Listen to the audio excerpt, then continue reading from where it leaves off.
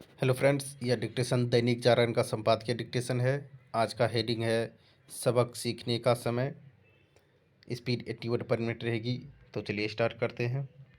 Start. Peshawar की एक मस्जिद में आत्मघाती हमले में करीब 100 लोगों की मौत यह बता रही है कि पाकिस्तान आर्थिक रूप से जितना खस्ता हाल है, उतना ही सुरक्षा की दृष्टि से भी उसकी स्थिति यही बता रही है कि वह चौतरफा संकट से घिर गया है और बचने के लिए रास्ते दिख नहीं रहे हैं। इस पर आश्चर्य नहीं कि उसके दिवालिया होने की आशंका बढ़ती जा रही है। पाकिस्तान पहुंची अंतर्राष्ट्रीय मुद्रा कोष की टीम ने प्रधानमंत्री शहबाज शरीफ के सामने जो शर्तें रखी हैं, उन्हें मानना उनके लिए आसान नहीं। यदि वह ये शर्तें मानते हैं तो उनकी सरकार अलोकप्रियता की तली पर आ लगेगी, और अगर वह शर्तें मानने से मना करते हैं तो देश के दिवालिया होने का खतरा है। इसी कारण यह कहा जा रहा है कि पाकिस्तान एक ओर कुआं और दूसरी ओर खाई वाली स्थिति में पहुंच गया है। पता नहीं वह इस स्थिति से कैसे उबरेगा, लेकिन भारत को उसकी बिगड़ती स्थितियों से सावधान रहना चाहिए। यदि पाकिस्तान की आर्थिक और बिगड़ती है तो वैसी ही स्थिति बन सकती है जैसी एक समय पूर्वी पाकिस्तान यानी आज के बांग्लादेश की बनी थी, और वहाँ के लाखों नागरिक भारत आ गए थे। स्पष्ट है कि भारत को पाकिस्तान की बिगड़ती स्थितियों से सतर्क रहना होगा।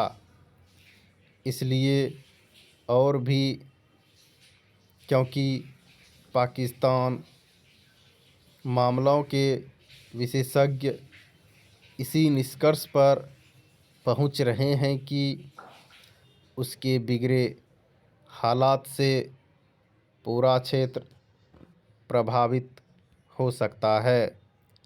पाकिस्तान की अस्थिरता से भारत और प्रभावित रहे, इसके लिए समय रहते आवश्यक कदम उठाने होंगे। यह इसलिए आवश्यक है कि क्योंकि एक अस्थिर और अराजक पाकिस्तान अपने पड़ोसी देशों के लिए कहीं अधिक खतरनाक सिद्ध होगा। इसलिए और भी क्योंकि वह एक परमाणु हथियार संपन्न राष्ट्र है और उसके यहाँ न जाने कितने आतंकी गुट पल रहे हैं। पाकिस्तान की स्थितियों से न केवल सावधान रहना होगा, बल्कि उन कारणों पर भी गौर करना होगा जिनके चलते उसकी यह दुर्दशा हुई। वैसे तो उसकी दुर्दशा के कई कारण हैं, लेकिन एक प्रमुख कारण आर्थिक नियमों की अनदेखी कर रेवड़ी संस्कृति को बढ़ावा देना भी है।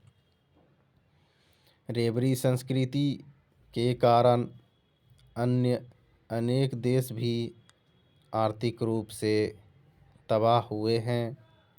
विडंबना यह है कि इसके बाद भी भारत में कुछ राजनीतिक दल इस संस्कृति को बढ़ावा देने में लगे हुए हैं।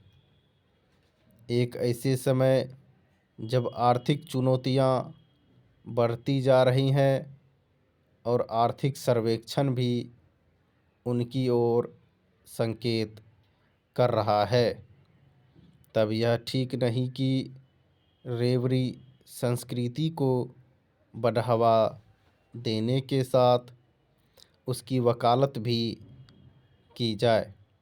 यह दुर्भाग्यपूर्ण है कि फिलहाल ऐसा ही हो रहा है। यह सही है कि पाकिस्तान ने दूरी बनाए रखने में ही भलाई है, लेकिन उससे यह तो सीखा ही जाना चाहिए कि आर्थिक मोर्चे पर क्या नहीं किया जाना चाहिए। स्टॉप।